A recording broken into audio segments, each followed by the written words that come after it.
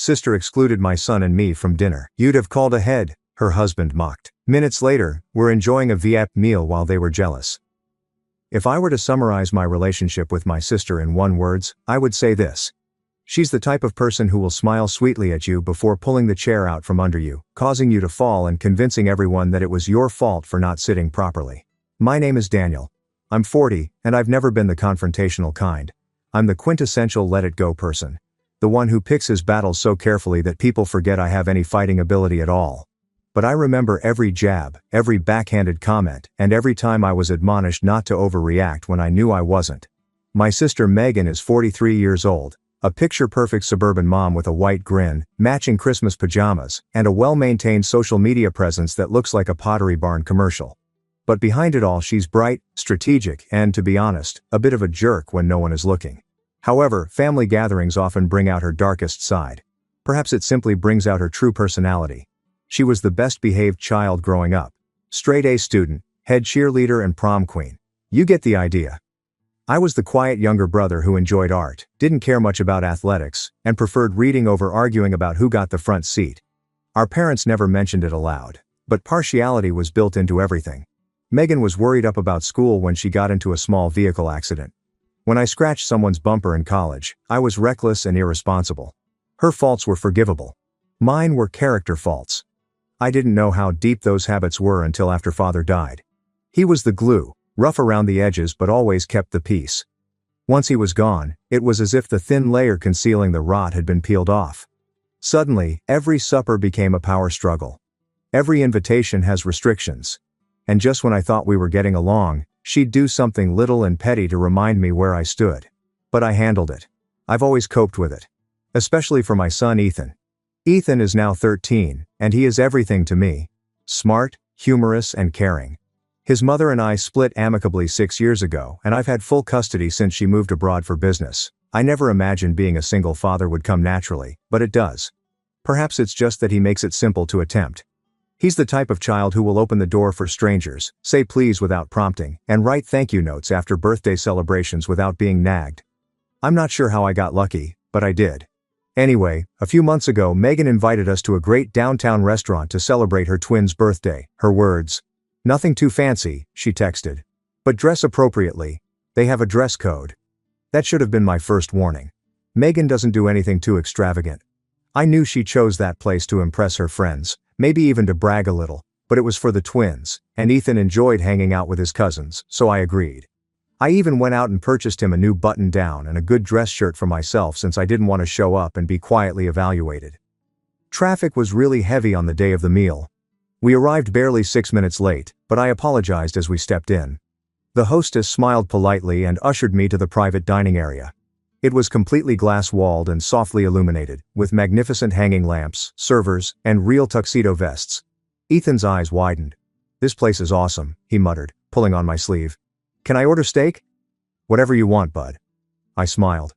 We followed the hostess down the hall, and I saw the group immediately away. Megan and her husband John were already sitting at a big table, with their twins and another couple I didn't recognize. For children and adults, there were a total of 9 chairs, although only 4 were occupied. The rest had carefully folded napkins, menus, and little place cards with names. I slowed slightly, puzzled. My name was not on any of the cards.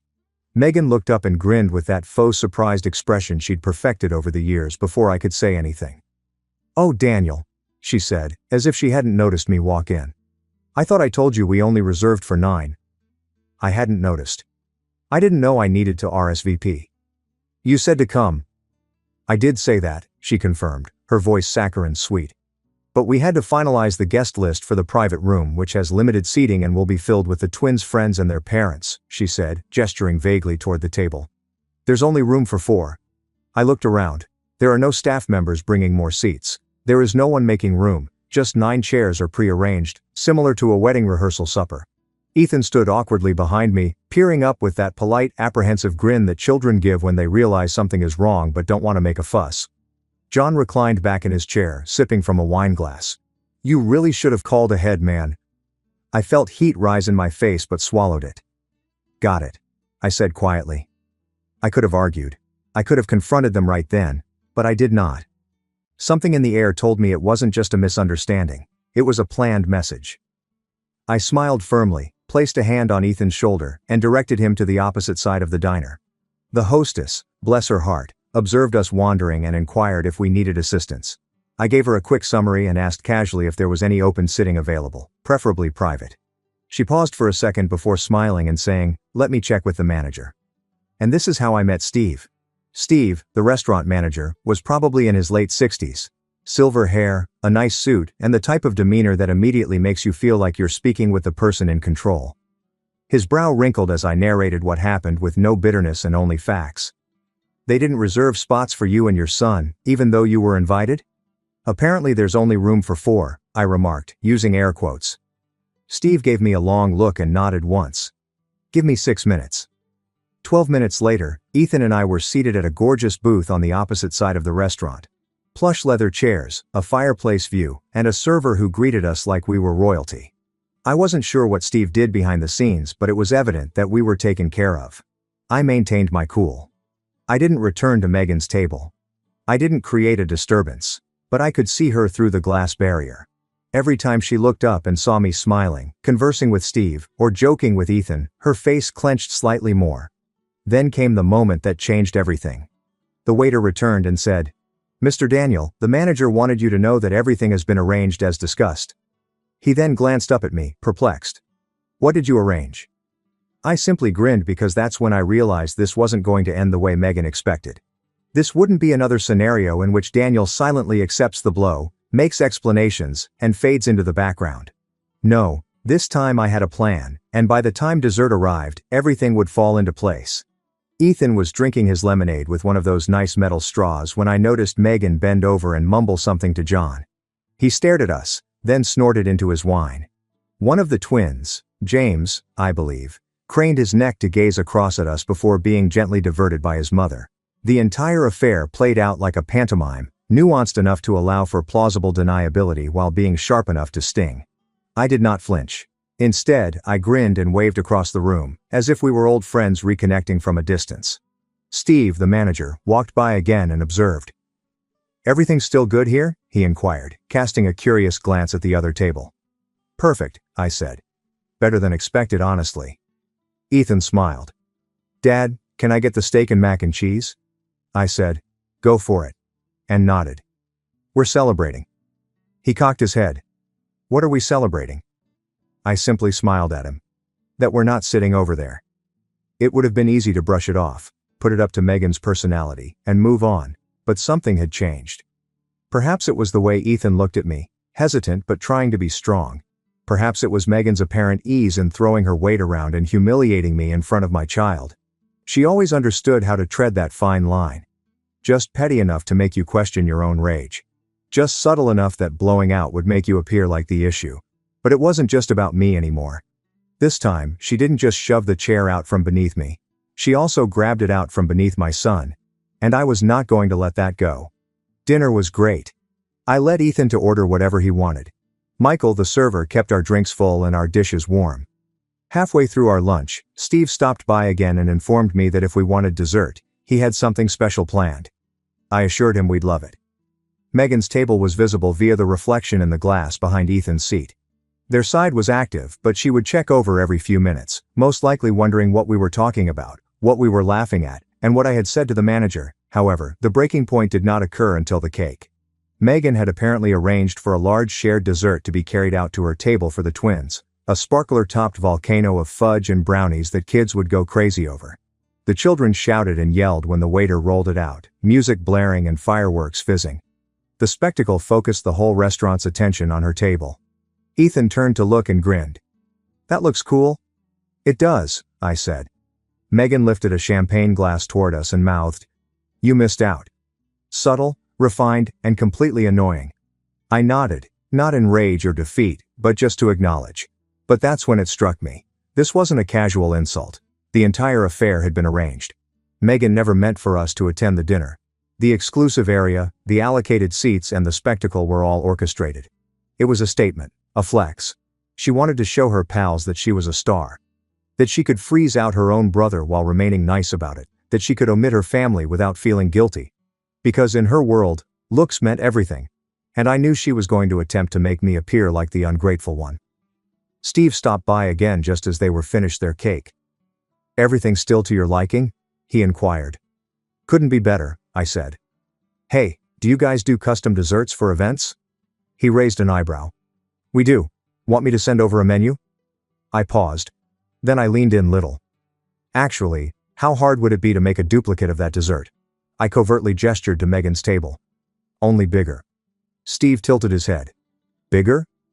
"Same base but triple it. Make it theatrical. I'll cover it." He offered me a sneaky smile. "I'll see what I can do." With that, the stage was set. I assumed that was the end of it, the small finale. A small flex of mine own, offered with a grin and courteous tone. I did not need to be petty. I didn't need to raise my voice or cause a scene. I simply wanted Megan to feel the way she made us feel. But then something happened that flipped the night upside down. Ethan had excused himself to go use the bathroom, and I was looking through my phone when a shadow moved by our table. I looked up and found John standing there, wine glass in hand, a perpetual sneer on his face. "We didn't expect to see you here," he remarked. I blinked. "You mean after you told me there were no seats for us?" He laughed as if we were telling a joke. "Come on, man. It's not that deep. You know how Megan gets with party planning. She's got that whole guest list system." "It's just numbers, right?" I responded, ignoring the bait. "Just numbers. You could have said something though," he continued, tipping his drink. "Could have asked for a chair or whatever. Nobody was trying to snub you." I gazed at him. "You told me I should have called ahead." John shrugged. "Well, yeah. I mean, if you really wanted to sit with us, you would have made sure, right?" I had to bite my tongue. Ethan returned to the table and paused when he noticed John standing there. "Hi, Uncle John." John gave him a nod. "Hey, kiddo." Then he returned his attention to me and dropped his voice so that only I could hear. "Look, I know you don't always feel included. But it's not personal. Megan just doesn't like chaos. You and Ethan, you're kind of unpredictable." I blinked. "Unpredictable?" He hurried to add, "Not in a bad way. Just, not part of the routine. She works hard to make things nice. Maybe next time just check in before showing up." That term, check in, made me feel like an alien, a visitor who required permission to be with family. I stood slowly. "Thanks for stopping by, John. I think our dessert's about to arrive." He gave me a little shrug, then returned to their table. Megan noticed him and spoke to him as he sat down. He responded with a whisper, and she laughed. And then I felt it. The deep, piercing snap of something finally breaking free. It was not about supper. It was not even about the table. It was about the years of being the forgotten brother, the spare seat that only counted if someone else canceled. I recall the holidays when our gifts were typically last-minute afterthoughts. She neglected to write Ethan's name on the birthday card. She once invited the entire family to her beach house except for us and explained that it was simply a logistical issue. I recalled everything, and for once, I wasn't going to swallow it. The waiter reappeared, wheeling in a trolley so enormous it required 2 staff members to maneuver. On top there was a 3-tiered dessert monstrosity: molten lava cake, brownie towers, ice cream scoops balanced with chocolate shards, caramel dripping, strawberries coated in gold flakes, genuine gold flakes, and a little fondant plaque that said, "To the best dad and the coolest kid." Ethan's eyes almost flew out of his head. The entire restaurant gasped audibly. Phones appeared. Everyone started clapping. The waiter lighted a line of sparklers around the base, creating a scene reminiscent of a Vegas performance. Megan's expression became frozen across the room. Steve returned as if by magic and patted my back. "Enjoy, gentlemen, it's on the house." I blinked. "Wait, what?" He grinned. "Your story kind of stuck with me, and honestly, it's nice seeing someone treat their kid right. Consider it a manager's privilege." I was astonished. Ethan dug in and giggled. Chocolate splattered on his cheek. "Dad, this is awesome." I chuckled, overwhelmed but appreciative. "Yeah, bud, it really is." Megan did not come over after that, but she was under no obligation to. I could see the tightness in her jaw. She grabbed her handbag a bit more tightly, the gradual terror that set in when she realized she was no longer in control of the room. But the big surprise happened when the check arrived. Not mine, hers. Because you see, Megan had no idea, and neither did anyone else at her table, that the restaurant had a policy about large private dining bookings. On Friday nights, groups using the private space must spend a minimum of $3,500. If you do not reach the minimum, they will not cancel the charge. They simply charge you regardless. And someone at that table had just ordered sparkling water and salad, but I didn't point it out. I didn't need to because the manager was already approaching their table, and her expression when she saw the quantity on the bill. Let me just say, the look she gave me from across the room was worth every sparkler. When we left the restaurant that evening, Ethan was still buzzing from the sugar and the attention.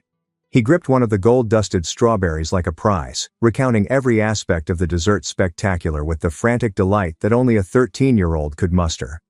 I smiled and nodded as he spoke, but my mind was elsewhere altogether. The rush of adrenaline from Megan's frozen expression, the manager's silent support, and the quiet power of being noticed began to wear off. And now I feel it. That strange hollow feeling in your chest when you finally stand up for yourself. That is a question you do not want to ask. Did I go too far? I didn't speak anything throughout the way home. Ethan slept out halfway through, still babbling about the lava mountain cake. But my mind was racing. Not quite guilty, but rather exhausted. Emotional hangover, perhaps. Standing up to Megan, however, did not solve the problem. It did not rewrite the past. It didn't change the reality that I was still the forgotten sister, the one who was only useful when someone needed a helping hand or a discreet favor. That night was a spark, yes, but I could feel it immediately. It would not affect how the rest of the family perceived me. If anything, it may support their silent misgivings. Daniel is emotional, overreacts, creates a scene, and maybe I overstepped. I have no regrets about treating Ethan to something wonderful, but I worried whether the special dessert, the 3-tiered extravaganza, came across as petty. Was I attempting to give my son a memory, or was I out to get even? That question remained for several weeks. Megan did not follow up after the dinner. No text, no phone call, not even a passive-aggressive group message including a link to birthday images. I didn't anticipate an apology. She'd never apologized for anything in her life, yet the stillness seemed heavy. Intentional. My mother, of course, became engaged in the way that only she could. I heard things got a little awkward at the restaurant, she stated over the phone one afternoon, stretching out the word awkward as if it were thorny. Awkward, I said, attempting to keep my voice cool. She said there was no room. We had to eat separately. Well, she began with a sigh that was deliberate. You have to understand, Megan puts a lot of effort into these events, planning for kids, making sure everything runs smoothly. Maybe you should have communicated better. I closed my eyes. There it is. Mom, I declared. She invited me. She told me the time and place. She didn't say anything about RSVPs or limited seating. I'm just saying, maybe if you'd called ahead. She told me I should have phoned ahead once we arrived. A pause. Well, maybe she was just stressed. Then I heard about an elaborate dessert. I nearly laughed. So now I'm the problem? I didn't say that, she said. But her tone conveyed just that. The conversation came to an end shortly thereafter. There is no resolution or support, it is simply more of the same. I'm tiptoeing around Megan's sentiments and minimizing mine. That was then I noticed something else. Megan's actions did not bring the situation to its lowest point. It was rock bottom because I kept expecting strangers to suddenly understand me. I'd spent the majority of my life shrinking myself to suit their comfort zones, downplaying victories, laughing off slights, and telling myself, that's just how she is. But what was I teaching Ethan if I continued doing that? I didn't want him to grow up believing that love meant condoning rudeness, or that family meant no limits. I wanted him to understand his worth, so I had to start showing him mine. So I stopped waiting for validation. I stopped responding to group conversations that were solely to commemorate Megan's achievements. I did not give gifts for her twins' upcoming occasion. I did not explain myself. I did not defend myself. I just stepped back. In the silence that followed, something unexpected occurred. I started breathing again. For the first time in a long time, I wasn't wasting energy trying to navigate family politics. I wasn't practicing comebacks or repeating disputes in my brain. I had room. And in that space, I began to focus on something I had long neglected. Myself. I had always been artistic, sketching, painting, and creating. But I'd hidden that side for years, trying hard to make Ethan's life solid following the divorce. It paid the bills, yes, but it never satisfied me. One night, after Ethan had gone to bed, I took out my old sketch pad from the back of the closet and began scribbling. It was odd at first, like taking up a language you hadn't spoken in years. Then muscle memory took over. A doodle became a drawing. A single drawing became a full-page illustration. And one night I shared a handful of them anonymously on a Reddit art thread to see what others thought. The reaction stunned me. People enjoyed my work. They absolutely enjoyed it. There were several comments, inquiries, praises, and even a handful of commission requests. I hadn't even considered generating money from it, but now it didn't seem so far-fetched. I began putting in 2 hours every night after Ethan went to bed. Not laboring or hustling, simply creating. I finally felt like myself after years. And Ethan noticed. "You've been in a better mood lately," he commented one morning at breakfast. I blinked. "Really?" "Yeah," he said. "You don't seem tired anymore." I smiled and ruffled his hair. "That's because I've been drawing again."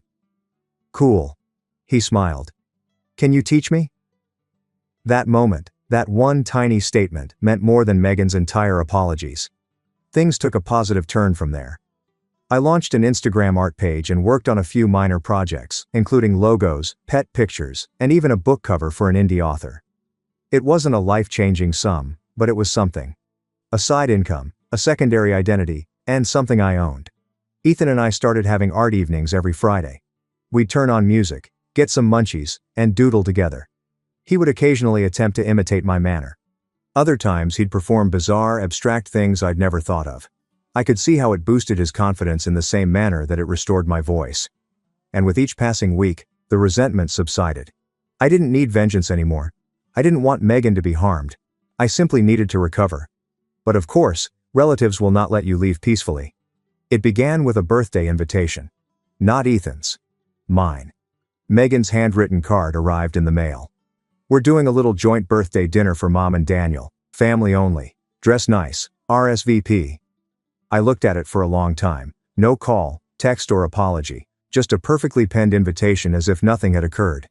And the setting. The same restaurant, private room, and Friday night. I nearly threw the card away. But something stopped me because I knew Megan. This was not an olive branch. It was a reset, an attempt to reclaim control, rewrite the story, and reintroduce me into the fold on her terms. But I was no longer the same person. I was not coming back to be silent. And if Megan wanted a supper, she was going to get more than she expected. The invitation lingered on the corner of my desk for 4 days. Not because I was considering whether or not to go. Deep down, I already knew the answer. I was going, but not as the Daniel they were expecting. Not the quiet brother who nodded along while being ignored. Not the doormat who smiled through clenched teeth and attempted to preserve the peace. Daniel was gone. This was more than simply a birthday supper. It was a test. Megan was attempting to regain control. She had picked the eatery. She included me this time, but not warmly. With calculating, she said, "See, I can be generous when I want to be, but only if you play along." Except this time, I didn't show up to play along. I came to make a statement, and I knew just how to do it. The first thing I did was phone the restaurant's manager, Steve. I did not expect him to remember me. It had been more than a month since the twins had dined. But when I announced my name and described the triple-decker dessert, he chuckled. "How could I forget?" he said. "You're the guy who made my pastry chef cry." But in a nice way. Her response was, "That was the most fun she's had plating something in years." I grinned.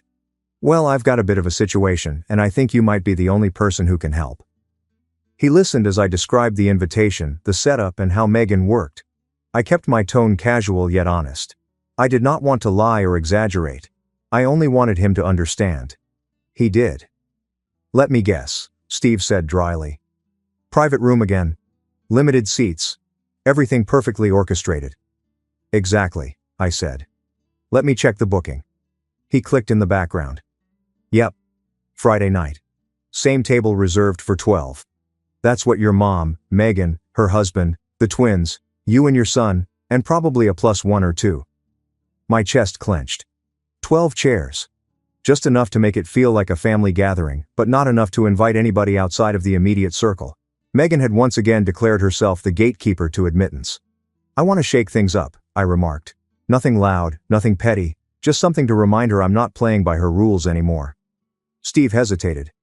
"Do you want a separate table again?" "No," I said. "This time, I want a seat at that table." And it was the beginning. Over the next 3 days, I began putting things into action. Step 1. Bring someone she did not anticipate. Megan had always made subtle comments about my social life. At family gatherings, she'd say things like, "Daniel's too busy to date, he's got Ethan and, well, his doodles." Or, Some people are meant to be parents, some are meant to be single, and some are meant to be both. Passive-aggressive crap. She enjoyed playing the game in which she said I was somehow less mature because I hadn't remarried or paraded someone new around. And usually I didn't mind, but this time I had a card to play. I started talking to Samantha around a month ago. We connected through an online art community. She was a graphic artist situated in another city, with a wicked sense of humor and a calm intensity that reminded me of myself. We had only gone on 4 dates, but we clicked. She was not flamboyant. She didn't need to be the focus of attention, yet she captivated me. So I phoned her. "This might sound insane," I remarked. "But would you be willing to come to a family dinner with me this Friday?" "Dinner?" she said, doubtful. "At a restaurant where my sister once exiled me and my son to the sidelines." A pause. "Now I'm interested." "I totally understand if it's too soon or too weird, but I'll go," she told me. Just like that. Step 2. Dress the role. I do not mean fancy. Megan anticipated something special. She lived for aesthetics. I wanted something crisper, more subtle, more confident. I found a fitted blue jacket that I hadn't worn in years. I paired it with a clean white shirt, dark jeans, and boots that didn't scream trying too hard, but yet made a statement. Ethan donned a new charcoal button-down with chinos. Samantha, of course, looked effortlessly lovely in a rich burgundy gown that made Megan's pink clothing appear like wallpaper. Step 3. Control the story before she can. Megan lived on surprises. She enjoyed how people were taken off guard and rushing to react. That is how she maintained her power, by setting the pace. So I flipped it. On the morning of the meal, I uploaded a photo on my Instagram art account. It wasn't anything showy, just a snapshot of Ethan and me drawing at the park with the statement, "1 year ago, I was stuck in a place that drained me. Tonight, I celebrate not just my birthday, but the quiet wins that saved my life and the people who made it worth rebuilding." It exploded more than I imagined. A handful of my paintings had gone semi-viral in the previous month, and I suppose many had been hoping for a peek behind the curtain. Comments came in, offering support, encouragement, and cheering me on. Megan follows me on Instagram. I knew she had seen it. She loved the post within an hour but did not reply, which, in her language, was more powerful than an insult. Step 4. Arrive last. She always liked to make a great entrance. This time, I gave her the spotlight. Let her bask in it. I even contacted Steve ahead of time and requested, "If we arrive a few minutes late, can you make sure there's someone to walk us in personally?" He chuckled. "You got it." So we did. Ethan, Samantha, and I arrived exactly 9 minutes late. A well-dressed hostess greeted us and escorted us down the familiar corridor. I could immediately hear the conversation in the private dining area. Megan's voice was too loud with laughing. John interjects with one of his dull tales. My mother had questions that no one was answering. When the door opened, everything came to a standstill. Every head turned. Megan froze in mid-sentence. Her gaze moved between me, Samantha, and Ethan. Then she grinned.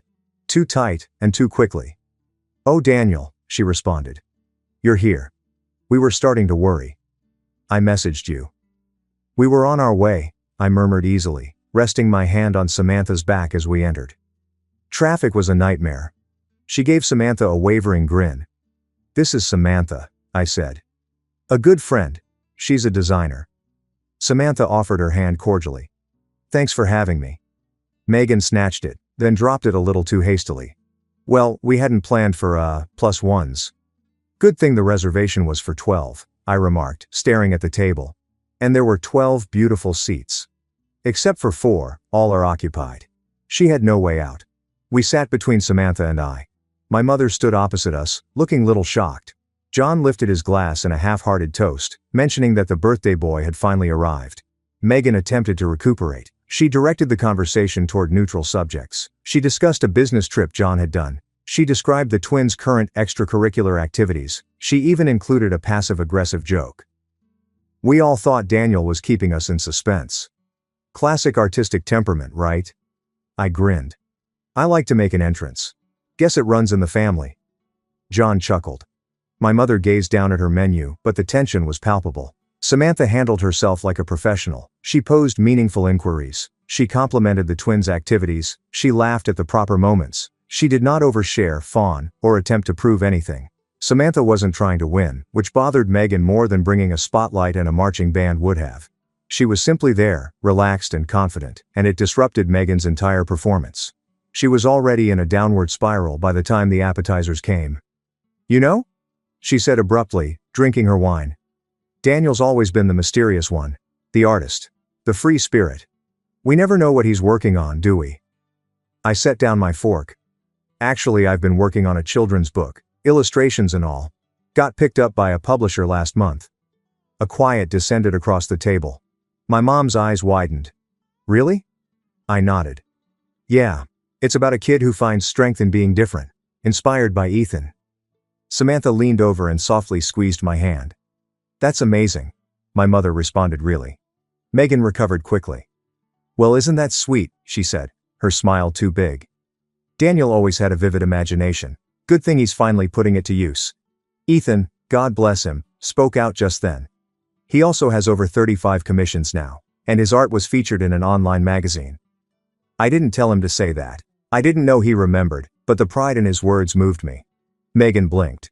"Well, I guess we've all been busy lately." I grinned. Some of us more than others. With that, the equilibrium changed. The tables had turned. Not via screaming, not through show, but through presence and proof. I was no longer a supporting role in Megan's well-maintained family story. I rewrote the script. And yet, I wasn't finished since dessert hadn't arrived, nor had the main surprise.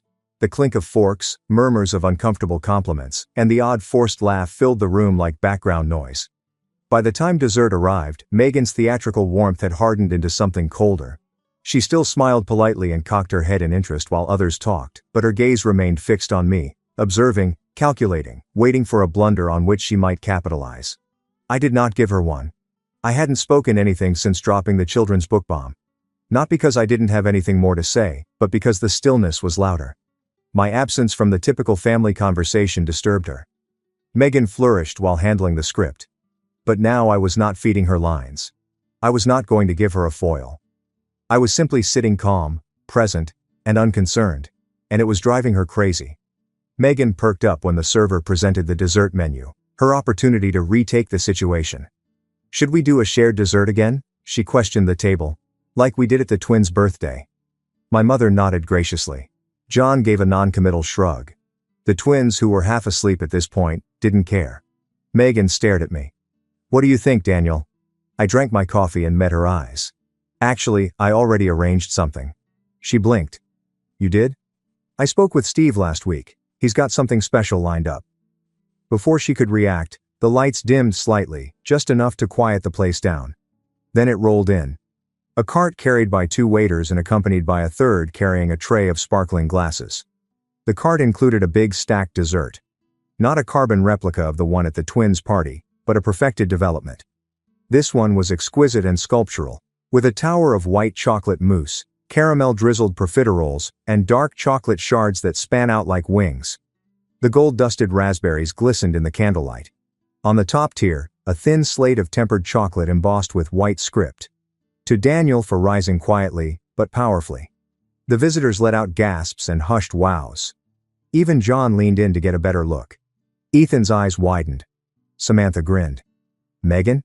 She froze. I stood. "Thank you," I told the waiters before turning to face the table. "I hope you don't mind. I just wanted to mark this moment." Megan discovered her voice. "That's quite a gesture." I grinned. "It is." She offered a little laugh. "I mean, it's lovely, but don't you think it's a bit much? This was supposed to be a shared dinner, not just your celebration." There it was. The fracture and simmer underneath the surface. I nodded thoughtfully. "You're right. But for the past decade, every family dinner has been about someone else. Someone's promotion. Someone's kid's recital. Someone's curated perfection. And I've always sat quietly congratulating everyone, applauding the show, trying not to take up space." She opened her lips, but I continued. "This time, I wanted to try something different. Not out of spite, just to remind myself that I'm allowed to be seen. A pause to remind Ethan that being kind doesn't mean being invisible." Megan's cheeks twisted as she considered whether to double down or back off. I did not give her the chance. "Oh, and one more thing," I said, putting down my coffee.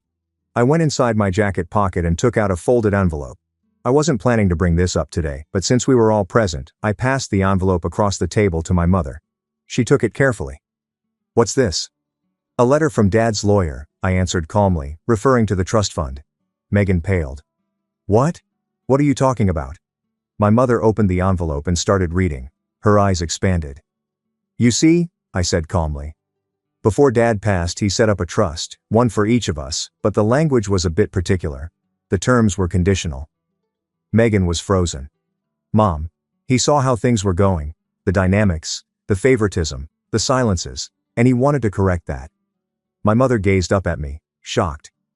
He left you a controlling interest, I told him. In the family cabin, the one Megan's been renting out as an Airbnb for the past 2 summers. John abruptly sat up taller. Wait, what? I turned to face him.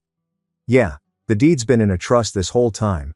Megan's name is on the usage lease, but not the ownership. I returned my gaze to my sister, and the condition states that if any beneficiary engages in exclusionary conduct against another, particularly regarding their kid, the trust may be reorganized. Megan's voice crackled. You're bluffing. Check with the lawyer, I said. His number's on the back page. She took the envelope from my mother and scanned the papers like a drowning woman searching for a rope. John peered over her shoulder. Is this real? Megan didn't respond. I stood again. I don't want the cabin, Megan. I don't want your parties or your spotlight. But I will protect what's mine. And I won't let my son be treated like a second-class citizen in his own family. Nobody spoke. The only sound came from a fork landing on a dish. I exhaled. So, here's the deal. I'm going to assume control of the cabin lease starting next month. You can remove it from your Airbnb listings. I've already spoken with the management company, and I've decided Ethan and I will spend a few weeks there this summer, just the 2 of us. No drama, no performance. Megan looked like she had swallowed glass. And going forward, I went on, I'll decide when and if we attend family gatherings. If I'm invited, I'll assume it's sincere. If not, I'm okay with that too. I turned to my mother. No hard feelings, but I won't keep showing up to be someone's backdrop. She gave a hesitant nod, tears in her eyes. Perhaps guilt. Maybe something more, but she didn't say anything. Samantha stood alongside me and placed a hand on my back. Ethan stared up at me with astonishment. For the first time all night, I grinned sincerely. Thanks for dinner. We stepped out as dessert was served, and the door closed behind us. I could still hear the hush echoing in that exquisite small dining room. That was the last family meal I'd attended in a long time. However, that was the first night I actually felt free. Not only from Megan, but from the pressure to explain, prove and perform. I didn't need their approval anymore since I had created something greater. I had constructed myself, and I had showed my kid that quiet people do not stay quiet forever.